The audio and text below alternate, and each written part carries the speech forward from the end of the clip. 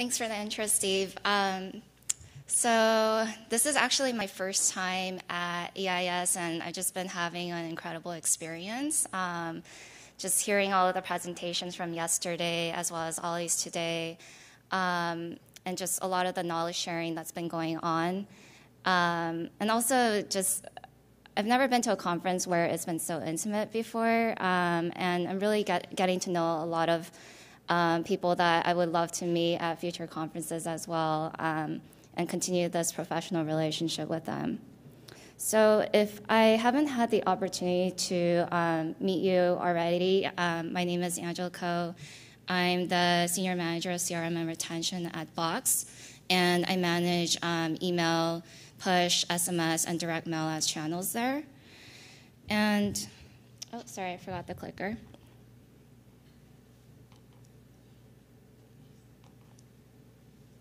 So what does Box do? And I've talked to several of you yesterday and at some of the events, and it looks like some of you are familiar with Box, and some of you are even customers, which is great news. So Randy pointed out when we were coming back from dinner, there was our Box in the hotel lobby, which was really great to see here. No idea how it got here either. But what Box does, if you don't know already, is we sell wholesale products at wholesale prices. And so we sell in bulk. We have fast and free shipping, so we deliver straight to your door. Our shopping platform is entirely digital. It happens in the mobile app and on the web. So if you think about it, typically people would go to Costco for their bulk items, or big box warehouse clubs like Sam's Club, and have to wait in line, pick up these heavy items, fill up their shopping carts, then drag it to their car. So we eliminate all of that and deliver it right to your door. And one of the key benefits of our company also is that there is no warehouse membership fee.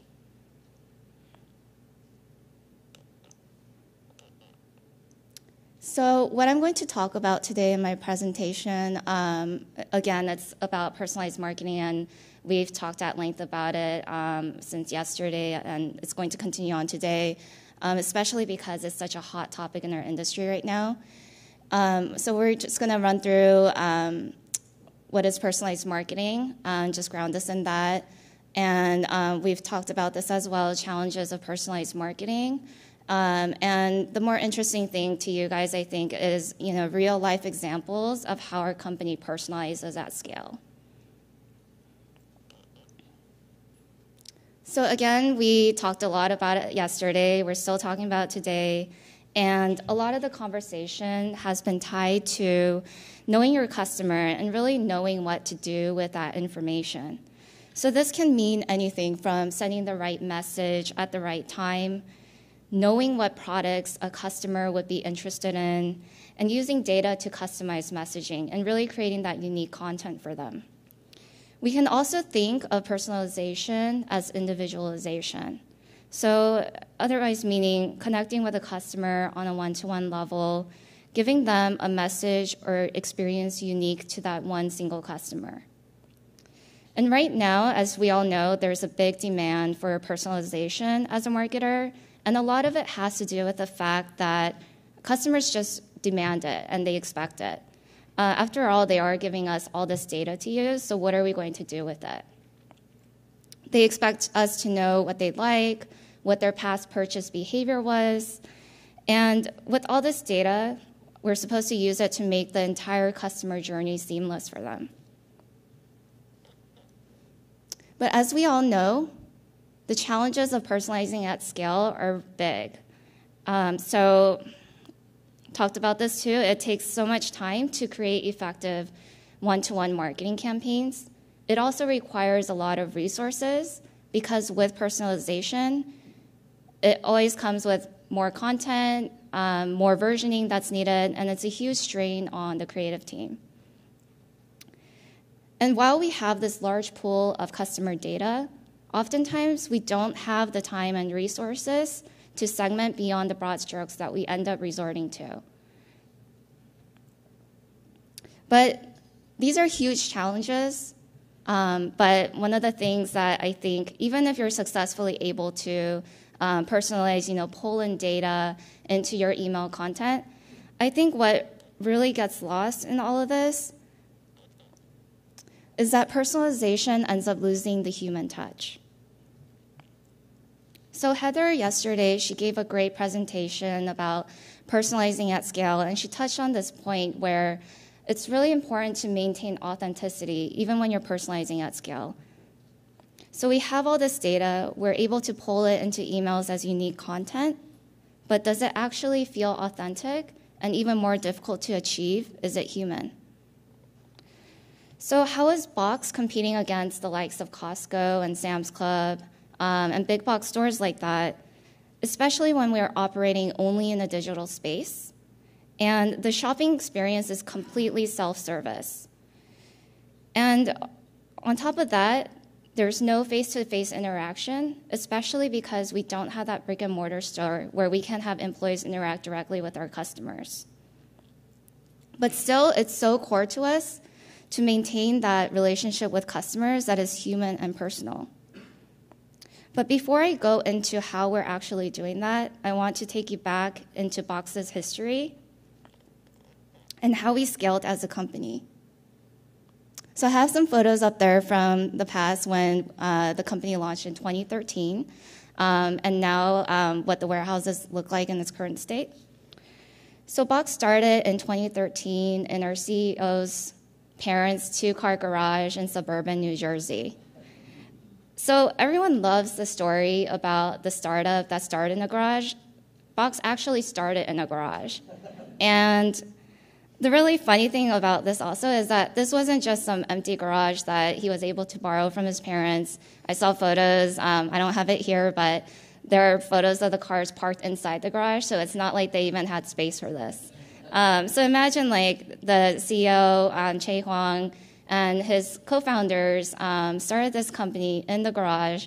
They had packing tape, empty boxes, items that they needed to ship out, and they're all working in this cramped garage. And just even, so when they first started the company, obviously there was a lot more of a personal feel to this with the CEO and the co-founders just, it's very startup-y, it's very, they were just packing the boxes themselves, and in every box they included a handwritten thank you note. And obviously in 2013, they weren't getting a ton of orders. I've seen photos of them just kind of sitting around, and it looks like they're waiting for an order. And but then eventually, as the company started getting more volumes of orders, they realized that they really couldn't scale successfully if they didn't automate this fulfillment process. So they hired a team, and from what I've heard, they hired a group of people that said that they could build robots, but they had never done it before, but somehow they did. So I'm not sure where he found them, but but that was kind of the first iteration of these robots. So instead of people, picking up items from the warehouse, they had like a robotic cart that would just pick up the items. And eventually, what you see now in this photo with Che, our CEO, there is that everything is fully automated in the warehouse, so everything is running on tracks, and it's so dependent on the robotic system there. But the really amazing thing about this whole story and the transformation of the company is that employees didn't lose their jobs because the robots came in and took over. In fact, there were no layoffs. Employees are still there. And if anything, the automation has allowed the fulfillment of orders to be much more efficient. And it's also allowed the employees to work much more comfortably in this environment. So again, humans are still there at the warehouse. They're packing the boxes carefully, making sure that every order is sent to our customers correctly. But how do we make that human connection from the warehouse where the packers are actually working and the customer, when the customer doesn't even see what happens behind the scenes and the care that goes into packing their boxes? Turns out a little humor goes a long way. So in this shipping confirmation email, we're including a photo of the order that goes out. So in this case, I ordered some two big bulk sizes of paper towels. I know, so when I get this, I know that the order went out correctly. When I receive it, I better see two orders of paper towels. So obviously, you guys are marketers. You know that this is very much a cover your ass thing, right, to prevent fraud. So when customers write in, they can't say, you didn't include the two paper towels, and then we can say, there's a photo here. But while the purpose on our end is to prevent that fraud, and also this is very much a transactional email, customers also, they're smart. They realize this too. A lot of times they'll write in and say, I saw, the bubbly sparkling water didn't, it's not in the photo. So then we know that we messed up. So it's very much a two-way thing here. But then what we're doing with this email in particular is that we're packaging it as a selfie. And a lot of our customers just get a good laugh out of it. And if you think about how this is a lot of times the first interaction our customer has with us when they place their very first order, this is the first piece of communication they get from us, assuming they hadn't subscribed to our marketing emails yet. And one of my favorite responses was from a customer who received this email. And she wrote in and said, I placed an order, then got this email, and I saw that my box had taken a selfie, and I laughed so hard that my cat just ran out of the room because she got scared. So a photo of the order is personalization, but we're taking this email to the next step and packaging it as a selfie and really drawing out that emotional response from the customer and connecting us on a personal level to the customer. So I know, I think, John, you said that so John actually placed his first order yesterday. So I'm kind of spoiling that first customer interaction. So apologies. So the box arrives, the customer opens it, and they're going to find a handwritten note. It's funny, the packer's name is John, too. So automation at the warehouse allowed the company to really scale that fulfillment process, but it also gave time back to the packers to handwrite these notes. So something that started with the CEO and the founders, that was a very personal thing with the company. We're still doing it, and as part of the onboarding, every new hire is actually asked to spend a full day at the warehouse and work alongside the packers and pack the boxes. And one of the things that I really appreciated about my time there and really realized was that these thank you notes, actually, even for the employees, it's an actual connection to the customer. So it's not just that you're packing boxes, sealing the tape, and then sending it off, but that thank you note brings it to another. It's just a way of connecting with the customer and really appreciating them. And also, in return, our customers really appreciate this interaction as well. So a lot of times, especially for first-time customers, they open this box. They're pleasantly surprised that they've gotten a handwritten thank you note. And a lot of companies don't do that because it just takes so much time and effort to write a thank you note. And it's just hugely important for the customer, especially because they don't get that face-to-face interaction with us. And in response, we also get a lot of customers showing their appreciation for us. And when they get this note, they're so happy that a lot of them end up posting on social saying, thank you for this thank you note.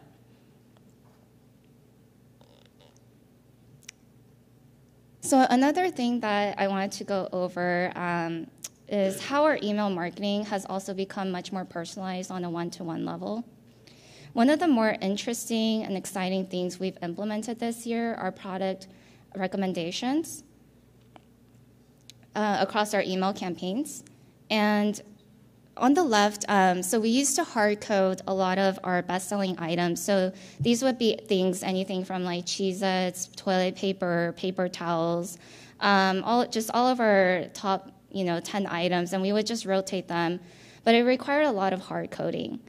And through the help of Movable Ink, what we've been able to do is start using personalized recommendations that dynamically pull into emails. And just like anything we do at Box, we don't just implement something without first testing it. And what we did was we set up our best sellers as the control, and then we tested it against our personalized recommendations. And in the first month, we saw a 7% lift in clicks and a 6% lift in AOV. And this result showed us that personalized recommendations was the way to go. But over time, our recommendations got smarter as we got more customer data, and we started testing more variations of these recommendations. So nearly 5 months later, what we're now seeing is a 45% lift in clicks with a 6% lift in AOV. So we're seeing great results from using personalized recommendations from a metric standpoint, but the added benefit also from using these recommendation models is that we've eliminated the need to hard code. So we saved so much more time just building our email campaigns. To give you a little background on what it entailed to hard code items that we're selling into the emails, there were a lot of steps to this, basically. So we first had to identify what items we would even want to include in this email. And then we would have to hard code the product images and info into it, obviously make sure all of that information is correct.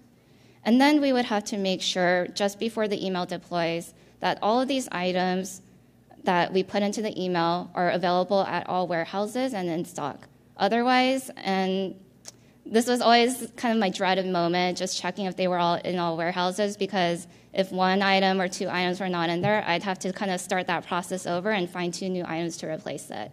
And when you're crunched for time, as email marketers know, you just don't want to be spending your time doing that.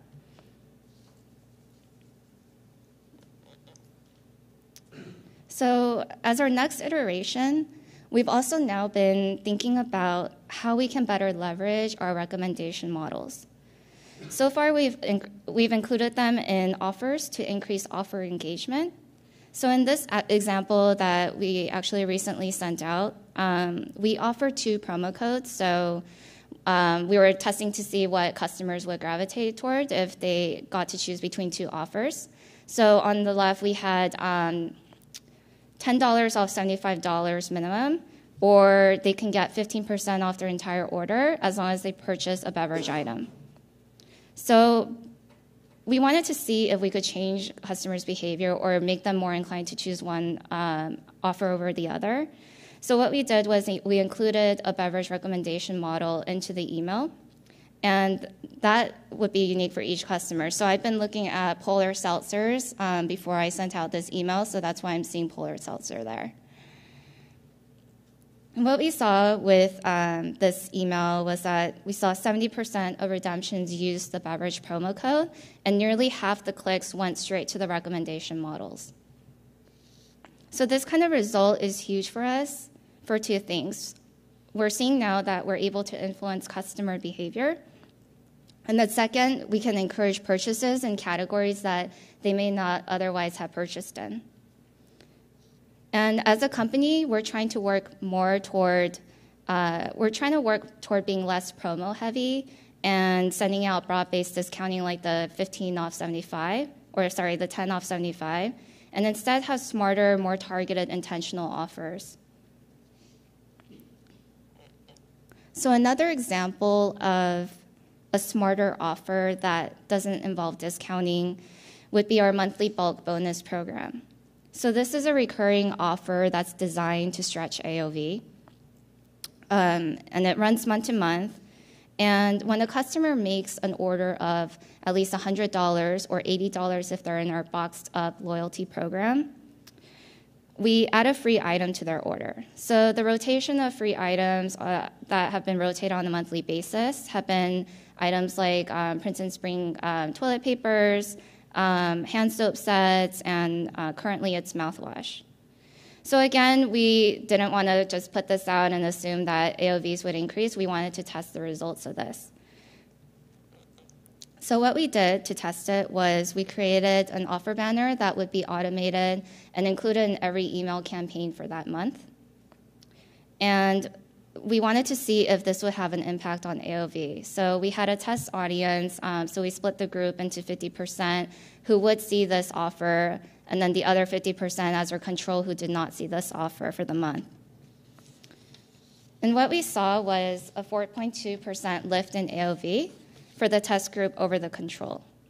So this was a clear winner in our books. It raised AOV, redemptions were high, and as an added bonus, it was also fully automated. So there was really no need to keep including this in every email. We just used a simple snippet. But I said all the positive things, and on surface, it looked great. And this is a question that we should always ask ourselves. And it's always scary to think about what happens when your automation fails. So we have what I like to call our big bulk oops moment. We relied so much on the automation of it all that we failed to see that there was actually something wrong with the program. So the emails went out just fine. They all had their automated offer banners. We saw the redemptions for the free toilet paper rolling in. AOVs increased. But then we really bombed on one thing. The free toilet paper never made it into these customers' boxes. So this was going on for a whole month, and we didn't realize that there was an issue. How did this happen? The error was so simple, and it was so simple as someone not pressing the on button on the giveaway item. And I think someone mentioned yesterday that even with something that's full automation, there's always a person behind it. And this is kind of what it just kind of struck home with me when he made that point. And one of the interesting things about this is that, how come it took us so long to figure out that something was wrong? And the funny thing about our customers is that they're super lovely. They don't complain very much, which is really surprising. So it's a good and a bad thing, right? If there's something wrong, it's harder for us to figure out that something is wrong. And it's not to say that we didn't get a few tickets for CS here and there about missing toilet paper, but it wasn't anything to raise alarm about. And if you think about how these issues were being spread over the course of 30 days, it wasn't enough to see, given the number of redemptions we were having with this offer and how many CS ticket issues we had open with it, it wasn't anything that we would have thought was, we were just assuming it was human error for these little tickets. But then, so fortunately at Box, we have an amazing CS team, and someone in the team did their due diligence, was proactive, and said, let me just double check to make sure everything is right here. And sure enough, something was wrong, and we had to respond to it. So when we realized that we had a problem with our bulk bonus offer, we knew we made a lot of customers unhappy, even if they were silent about it. So how do we respond? We sent a big oops email, letting the affected customers know what happened. And we told them how we'd remedy the situation. So again, we're asking them to trust in automation. We said, place your next order the next time, and then we'll automatically give you the free toilet paper. And as an added extra effort for them, or just to go the extra mile for them, we also added a $10 credit to their account. So there was a panel yesterday, and someone brought up the point about how oops emails just have really great engagement rates. And I think Brian from Fender mentioned how he sent an email that was blank, and it had the same conversion rates as a regular email. And when you think about it, an oops moment is where you have the most attention from your customer. But why is that? And it's because it's a very human moment. It's how you respond to an oops email that could make or break your relationship with your customer. So I'm not recommending or advocating that you actually implement an oops email into your marketing strategy, but when it happens, and it's bound to happen in email, just make it count. So after receiving this email, customers wrote in to say how pleasantly surprised that we even noticed their freebie was missing from their box. And we got so much customer love from this interaction and this moment with them. So we made a big mistake, but we really responded in a human way that touched our customers on an emotional level. And worst case scenario, we could have lost customers. Let's say we never found out about this issue, or we just decided to, forget about it and not respond, or maybe we just emailed them and didn't really make them feel valued.